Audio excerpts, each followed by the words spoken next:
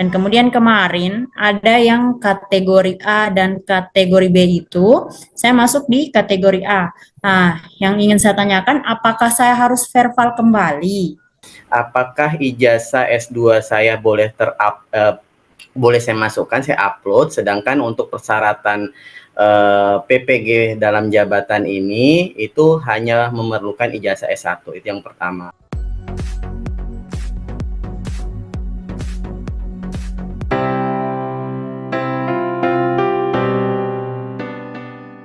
Coaching klinik verifikasi data Dapodik calon peserta PPG dalam jabatan tahun 2024. Coaching klinik verifikasi dan validasi data calon peserta PPG dalam jabatan tahun 2024, Pak Ghazali yang sudah luar biasa hari ini untuk prepare kegiatan kita pada siang hari ini. Ada 2 edaran yang sudah dirilis oleh Direktorat PPG Ditjen GTK, tentunya menjadi informasi yang penting buat kita kaitannya dengan pelaksanaan PPG tahun 2024.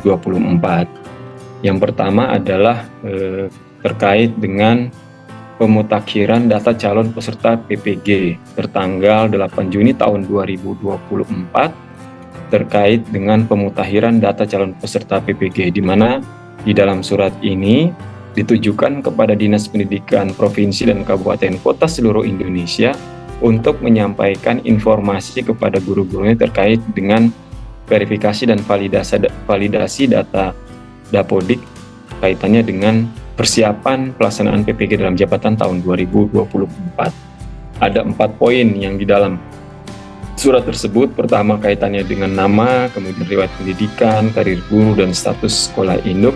Dan ini due date-nya atau batas waktunya itu tanggal 30. Jadi Bapak Ibu melakukan verifikasi dan validasi data.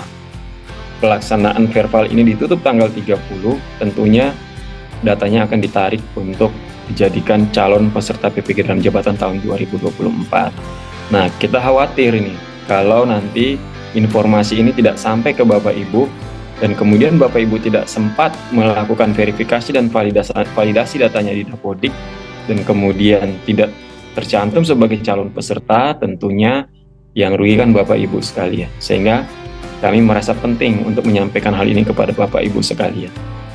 Nah, itu yang pertama. Yang kedua, Permendikbud yang baru keluar. Mudah-mudahan Bapak Ibu juga sudah menerimanya. Ini keluar Permendikbud 19 tahun 2024 tentang pendidikan profesi guru. Saya yakin Bapak Ibu sudah memiliki semua atau sudah mendownload semua Permendikbud 19 tahun 2024 tentang pendidikan profesi guru, yang mana PPG itu dibagi menjadi 2. Ada sasaran yaitu calon guru yang mengajar pada satuan pendidikan, yang kedua adalah guru tertentu. Istilahnya di sini kalau bisa saya sampaikan bahwa yang calon guru ini adalah mereka yang mengikuti PPG prajabatan, dan guru tertentu adalah mereka guru yang mengikuti calon peserta guru dari PPG dalam jabatan. Hanya istilahnya yang berubah sekarang menjadi guru tertentu. Jadi Bapak Ibu, kita berharap Bapak Ibu sudah memiliki 2 edaran ini, baik itu surat pemutakhiran data calon peserta pendidikan profesi guru maupun Permendikbud 19 tahun 2024. Karena di Permendikbud ini diatur juga mengenai siapa saja yang menjadi calon peserta, persyaratannya, kemudian siapa-siapa saja yang bisa mengikuti PPG, kemudian siapa pelaksananya, kemudian seleksi apa saja yang diikuti, kemudian bagaimana terkaitannya dengan SKS-nya, begitu ya. Itu semua sudah diatur, sudah ditertuang di dalam Permendikbud 19 tahun 2024, sehingga Bapak Ibu nanti boleh mendownloadnya dan membacanya dan mempelajarinya. Dari UPTD SD Negeri 3 Kalianyar, Provinsi Jawa Barat. Punten, ini saya mau bertanya pertama terkait dengan ijazah. Saya ijazahnya S2, tetapi di Dapodiknya itu dari awal itu sudah kedaftar sebagai S1. Pertanyaan saya yang pertama, apakah ijazah S2 saya boleh saya masukkan, saya upload, sedangkan untuk persyaratan PPG dalam jabatan ini itu hanya memerlukan ijazah S1, itu yang pertama. Terus yang kedua yang saya akan tanyakan terkait dengan identitas. Identitas tadi harus sesuai ya dengan KTP dengan yang ada di Dapodik. Nah, yang ada di Dapodik itu tercatatnya gelarnya masuk setelah nama berserta gelarnya ada, sedangkan di KTP-nya tidak ada.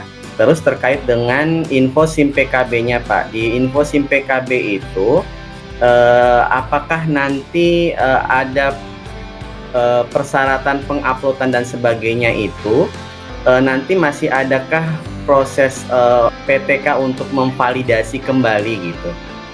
Saya di SMP GKSD ini baru sekitar mau masuk 2 tahun. Nah, sebelumnya setahun sebelumnya saya di TK Immanuel. Terus di TK Immanuel saya sempat mengikuti ujian PPG dan memang statusnya waktu itu belum lulus. Terus yang menjadi pertanyaan saya, apakah di tempat saya yang baru di unit SMP ini, apakah saya akan melakukan juga proses ini, memvalidasi kembali saya punya SIM PKB. Status NIK-nya pada laman Verval PTK itu silang merah, tetapi status di SIM PKB-nya itu aman-aman saja. Jadi kami juga khawatir jangan nanti status yang di Verval PTK tersebut yang centang merah itu akan mempengaruhi dia sehingga tidak terpanggil pada PPG tahun ini.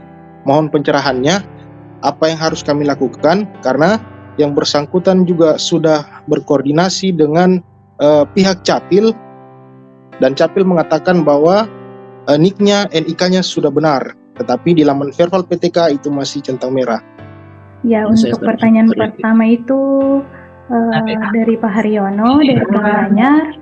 Beliau ijazahnya S2 Kak, tapi data Dapodiknya masih S1. Apakah beliau boleh mengupload ulang ijazah S2-nya, padahal kan untuk syaratnya hanya S1?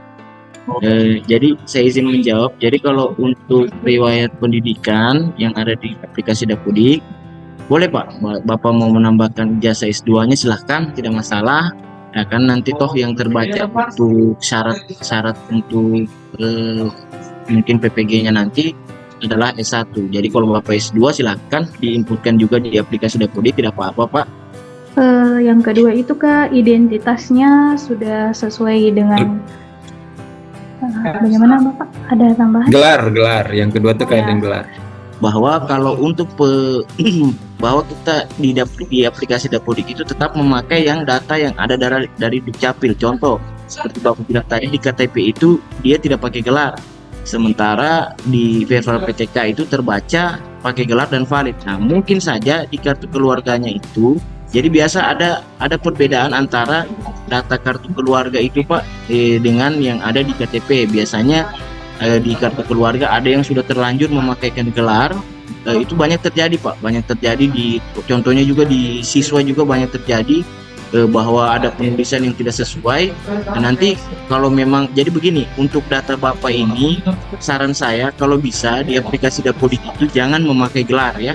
Jadi kalau memang dia sudah terlanjur memakai gelar, jadi otomatis Bapak itu harus segera melakukan pemutakhiran di Dukcapil setempat, saran saya ya.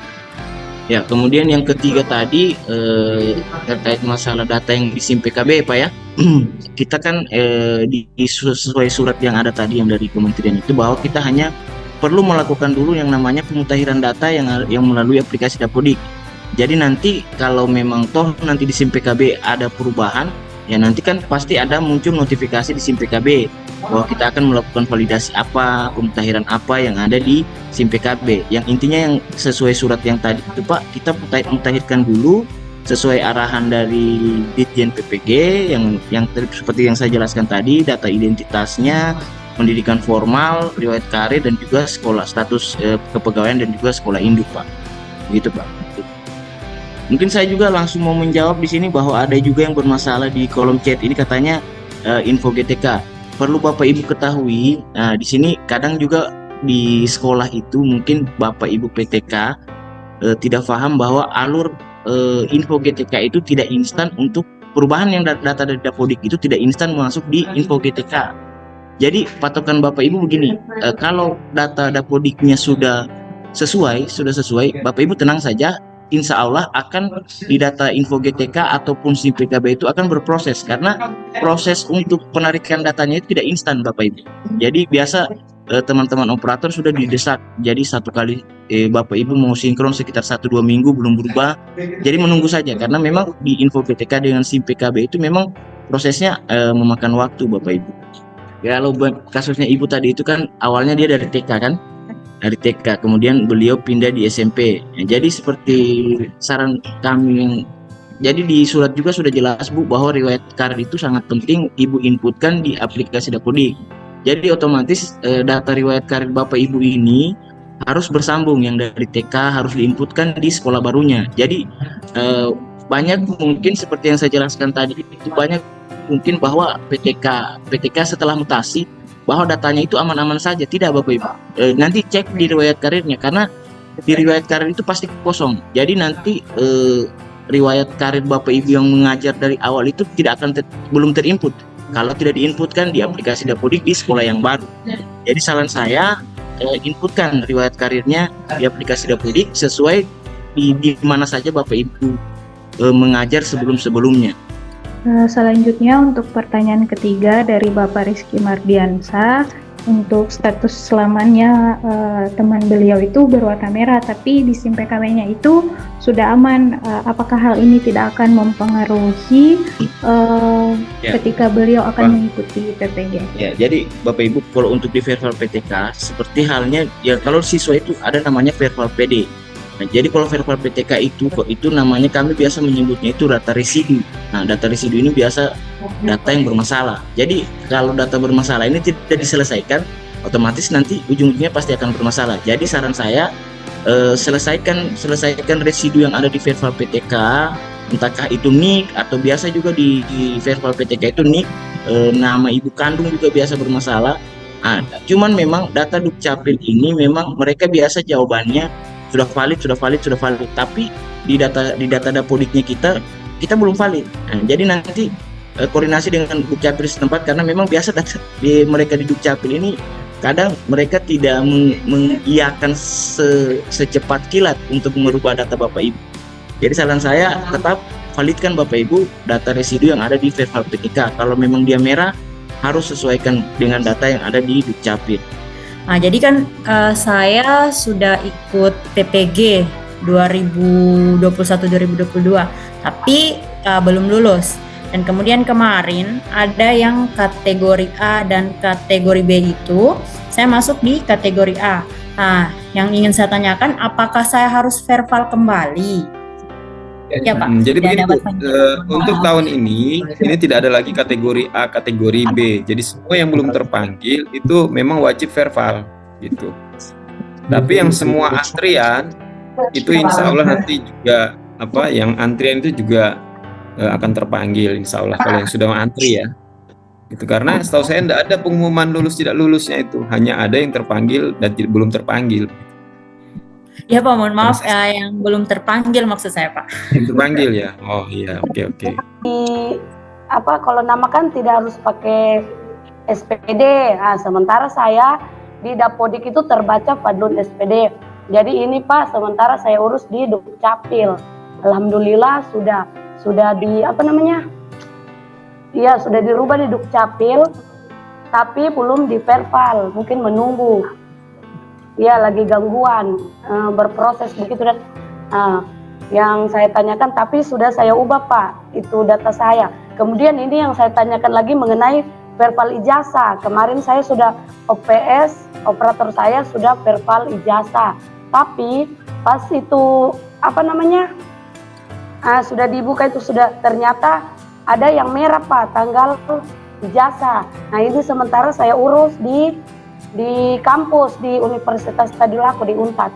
Ya, kemudian ini kan batasnya tanggal 30 Juni ini. 2 hari lagi Pak batasnya. Sementara di kampus itu bermasalah, server yang didikti katanya belum dibuka servernya. Jadi ini sementara diurus, maksudnya orang pihak Unpad menyurat ke PD Dikti mengenai server itu karena banyak mungkin calon PPG yang lain itu yang bermasalah di ijazah. Jadi bagaimana itu Pak? Apakah ada penambahan waktu ini? Sementara batasnya kan tinggal tanggal 30 Juni. Untuk masalah penambahan waktu pemutakhiran data ini kita belum tahu, semoga saja ada karena tapi kita belum tahu pasti, semoga saja ada. Tapi untuk pemutakhirannya itu melalui PD Dikti, melalui kampusnya, karena memang di Info GTK itu memang agak untuk verifal ijazah itu memang dia harus ke diarahkan ke PD Dikti.